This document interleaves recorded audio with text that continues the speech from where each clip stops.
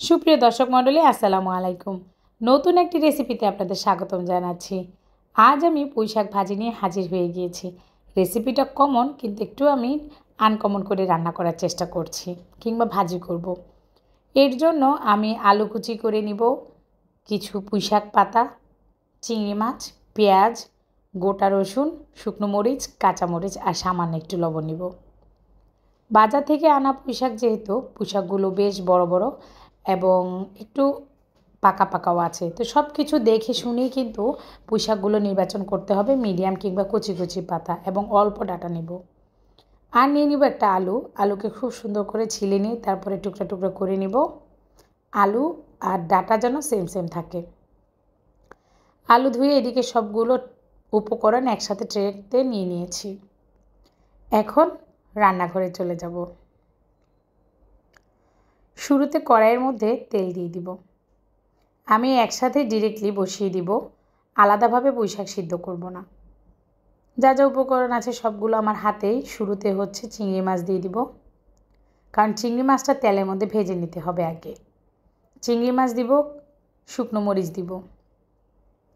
তেলের মধ্যে শুকনো মরিচ দিলে সুন্দর একটা ঘ্রাণ আসে, তার জন্য শুকনো মরিচটা আগেই দিব।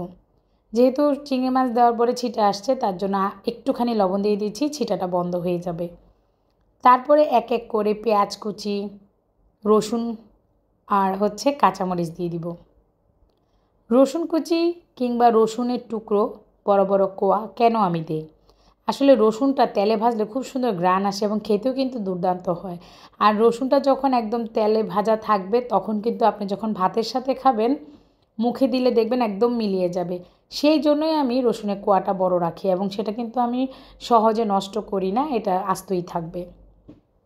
আর এই শাক ভাজির মূল উপকরণে কিন্তু শুকনো মরিচ আর হচ্ছে বড় রসুন কোয়া। এবার আলু দিয়ে দিচ্ছি। আলুটাও সেদ্ধ হতে হবে। শাক তো খুব তাড়াতাড়ি সেদ্ধ হয়ে যাবে, কিন্তু আলু সেদ্ধ হতে সময় লাগতে পারে। তার জন্যে আলুটাও তেলের মধ্যে ভেজে নেব। সুন্দর করে এখন নাড়াচাড়া শুরু করে দিয়েছি। ভালো মতো করে সবগুলো আইটেম ভেজে নেব। ভাজতে থাকবো, তবে এর মধ্যে কালারের জন্য আমি সামান্য একটু হলুদের গুঁড়া ব্যবহার করব। কেন জানি মনে হচ্ছে হলুদের গুঁড়াটা না দিলে একদম সাদা সাদা একটা ভাব থাকবে, এবং সেই সাদা ভাব দূর করার জন্য সামান্য একটু হলুদের গুঁড়া যুক্ত করে নেবেন। খুব সুন্দর করে নাড়াচাড়া করে দিচ্ছি এবং তেলের মধ্যে ভেজে নিচ্ছি। খুব সুন্দর একটা অ্যারোমা আসছে, মানে চিংড়ি মাছের যে ঘ্রাণটা মনোমুগ্ধকর, খুবই ভালো লাগে। আর এখন সাথে যেহেতু যুক্ত হবে পুঁইশাক, তার মানে হচ্ছে আরও বেশি মজার। তো আমার এই আজকের পুঁইশাক ভাজি আপনাদের সাথে শেয়ার করছি। কেমন হয়েছে অবশ্যই কমেন্টসের মাধ্যমে জানাবেন। যারা প্রতিনিয়ত আমাকে সাবস্ক্রাইব করে আমার পাশেই আছেন, নিত্য নতুন রেসিপিগুলো দেখতে চান, অবশ্যই লাইক কমেন্ট শেয়ার করবেন, বেল বাটনটা অন করে রাখবেন। গত পর্বে পুঁইশাক ভর্তায় অনেকেই আমাকে সাবস্ক্রাইব করেছেন, তাদের সবাইকে আন্তরিক ভালোবাসা জানাচ্ছি। যারা বন্ধু করেছেন কিন্তু আমি এখনও ব্যাক দিতে পারিনি, আপনারা কমিউনিটিতে লেটার দিবেন।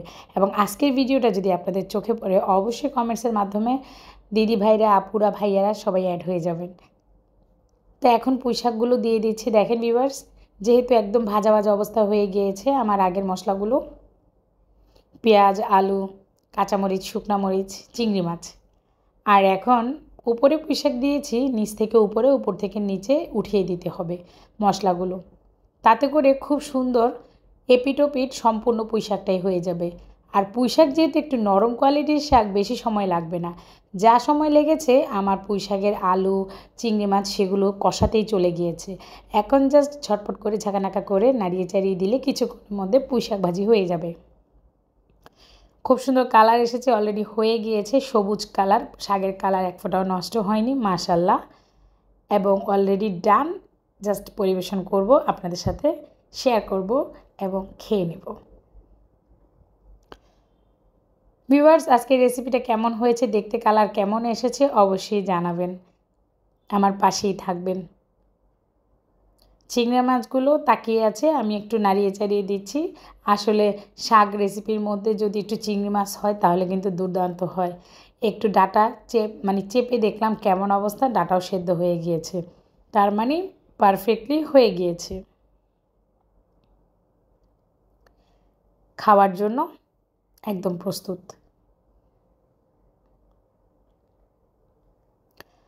আপনারা সকলেই কিন্তু আমার সাথে যুক্ত থাকবেন, যারা আমার প্রিয় প্রিয় আপু ভাইয়েরা আমাকে ভালোবাসেন। আপনাদের মাঝে নিত্য নতুন রেসিপি নিয়ে আমি হাজির হয়ে আসব, কিংবা পুরাতন রেসিপি নতুন আকারে আবারও আপনাদের মাঝে তুলে ধরার চেষ্টা করব। এখন সুন্দর একটা সার্ভিং ডিশের মধ্যে আমি বেড়ে নিচ্ছি। চিংড়ি মাছগুলো উপর দিয়ে দিচ্ছি ডাঁটা, আর শুকনো মরিচ তো থাকবেই। শুকনো মরিচ ছাড়া আসলে ভাজি, যে কোনো ভাজি খেতে কিন্তু ভালো লাগে না, তাই শুকনো মরিচগুলো সবার আগে টপ করে চলে আসছে। আজকের ভিডিওটা এতটুকু পর্যন্তই আপনাদের সাথে শেয়ার করলাম। অবশ্যই আমার সাথেই থাকবেন, সাপোর্ট করবেন, লাইক কমেন্টস করবেন। নিজে ভালো থাকবেন, পরিবারের সকলকে নিয়ে ভালো থাকার চেষ্টা করবেন। আজ এখানেই বিদায় নিচ্ছি, সবার সুস্থতা কামনা করে। সবাই ভালো থাকবেন। আল্লাহ হাফেজ।